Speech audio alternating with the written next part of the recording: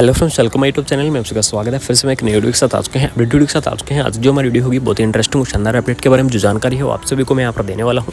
फिर से आप सभी के लिए एनएचएम की तरफ से यानी कि जो संविदा कर्मचारी हैं, यानी कि यूपी के अंदर जो संविदा कर्मचारी हैं उनसे रिलेटेड यहाँ पर जो बड़ी अपडेट है वो मैं लेकर आ चुका हूँ। ठीक है, यानी कि संविदा कर्मचारियों के बारे में यहाँ पर बहुत ही बड़े अपडेट कही गई है। ठीक है, यूपी सरकार की तरफ से, तो वो आप सभी के लिए यहाँ पर जानना है। सबसे बड़ी इंपॉर्टेंट है क्या जो कर्मचारी हैं वो परमानेंट होंगे या नहीं होंगे, इसके से रिलेटेड यहाँ पर सबसे बड़ा मुद्दा है ये दिया गया है। और उसी के साथ साथ यहाँ पर जो इन्फॉर्मेशन है कि यहाँ पर जो सूचना है जो उसकी सैलरी है उसके बारे में भी यहाँ पर डिस्कस किया गया है। ठीक है, तो इन चीज़ों के बारे में यहाँ पर जो डिस्कस है वो मैं करने वाला हूँ। तो इसके अंदर देख लीजिएगा, आउटसोर्सिंग कर्मचारी स्थायी नहीं होंगे, यानी कि यहाँ पर जो हेडिंग लिखी हुई है कि जो आउटसोर्सिंग यानी जो आउटसोर्स के द्वारा जो कर्मचारी यहाँ पर भरे गए थे वो या फिर जो उनको ज्वाइन करवाया गया था वो कर्मचारी यहाँ पर स्थायी नहीं होंगे। अब इसमें ये देखना जरूरी है कि कौन कौन से कर्मचारी यहाँ पर स्थायी नहीं होंगे और कौन कौन से कर्मचारी यहाँ पर स्थायी होंगे, ये सबसे बड़ी न्यूज़ है। तो यहाँ पर देख लीजिएगा, लखनऊ विशेष संवाददाता विधानसभा में मंगलवार को बजट सत्र के दौरान संसदीय कार्य मंत्री जो सुरेश खन्ना जी हैं उन्होंने प्रश्नकाल में कहा कि विभिन्न सरकारी विभागों में कार्यरत जो यानी कि सरकारी विभाग में जितने भी आउटसोर्सिंग जो कैंडिडेट हैं, आउटसोर्सिंग जो कर्मचारी हैं, जो उन्होंने क्या कर रखा है, जो ज्वाइन कर रखा है, ठीक है, करने की योजना है। आउटसोर्सिंग कर्मचारी को स्थायी करने की योजना है, यानी कि यहाँ पर योजना बनाई जा रही है आउटसोर्सिंग कर्मचारियों को स्थायी करने की। और दूसरी ओर जो बेसिक शिक्षा मंत्री हैं यानी कि स्वतंत्र प्रभार संदीप सिंह ने कहा कि शिक्षकों को कैंसलेशन इंश्योरेंस देने का विचार, कि एक साइड तो जो सरकार है उसका ये कहना कि हम क्या है कैंडिडेटों को यहाँ पर परमानेंट करेंगे, सरकार के अंदर जो विभिन्न विभागों के अंदर जो कैंडिडेट आउटसोर्सिंग पर लगे हैं उनको स्थायी करेंगे। दूसरी साइड से कुछ अधिकारी ये कह रहे हैं कि यहाँ पर जो आउटसोर्सिंग उनको कैंसलेशन इंश्योरेंस देने का हमें विचार है।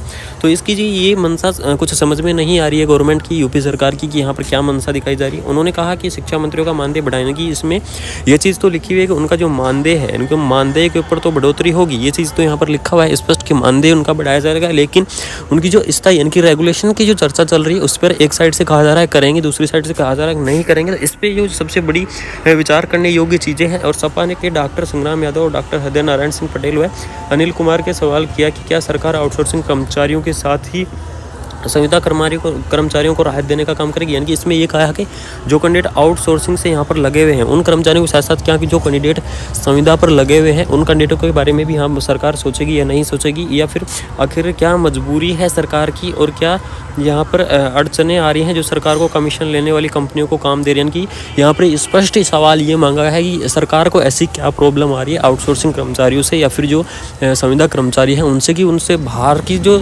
कमीशन के लेने वाली जो कंपनी है यानी कि जो कंपनियां कमीशन लेती हैं उनके थ्रू यहाँ पर जो काम है वो करवाया जा रहा है, सरकार की चीज़ें करवाई जा रही हैं। इस पर संसदीय कार्य मंत्री सुरेश खन्ना ने कहा कि शासन के इस संबंध में बहुत ही सख्त शासन आदेश किया है और कोई भी कंपनी अब आपके पास क्या कमीशन नहीं लेगी, ऐसा कुछ उन्होंने कहा है। लेकिन इसमें जो उनका कहना है, अब मैं बता देता हूँ इसकी जो टोटल सारांश की जो मनसा क्या है सरकार की। तो मनसा ये है सरकार की कि जो संविदा कर्मचारी आउटसोर्सिंग कर्मचारी हैं उनको ये भी कहते रहे हम आपको परमानेंट करेंगे, उनको परमानेंट भी नहीं कर रहे। सरकार के कुछ कर्मचारी ये बोल रहे हैं कि स्थायी करेंगे, कुछ कर्मचारी ये बोल रहे हैं कि कैंसलेशन इंश्योरेंस देने के विचार कर रहे हैं, और कुछ कर्मचारी ये बोल रहे हैं कि संविदा कर्मचारियों के बारे में भी कुछ सोचा जाए या नहीं सोचा जाए, या वास्तविकता में जो संविदा कर्मचारी हैं वो वर्क कर रहे हैं या नहीं कर रहे हैं। तो ऐसी चीज़ें यहाँ पर निकल कर आ रही हैं। तो अब जो देखना होगा आप सभी के बारे में, आप सभी से मैं ये बिल्कुल पूछना चाहूँगा कि क्या नर्सिंग कैडर है जो एनएचएम के कर्मचारी हैं उनको परमानेंट किया जाए, उनका वेतन बढ़ाया जाए, क्योंकि वेतन भी बहुत कम है।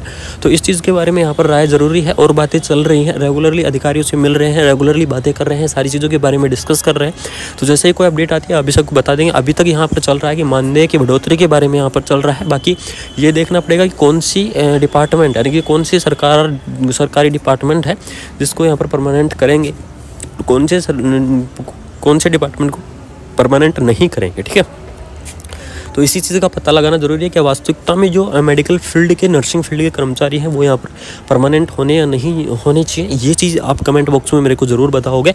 बाकी अगर कोई न्यू अपडेट आती है ज़रूर बताऊँगा। Thank you.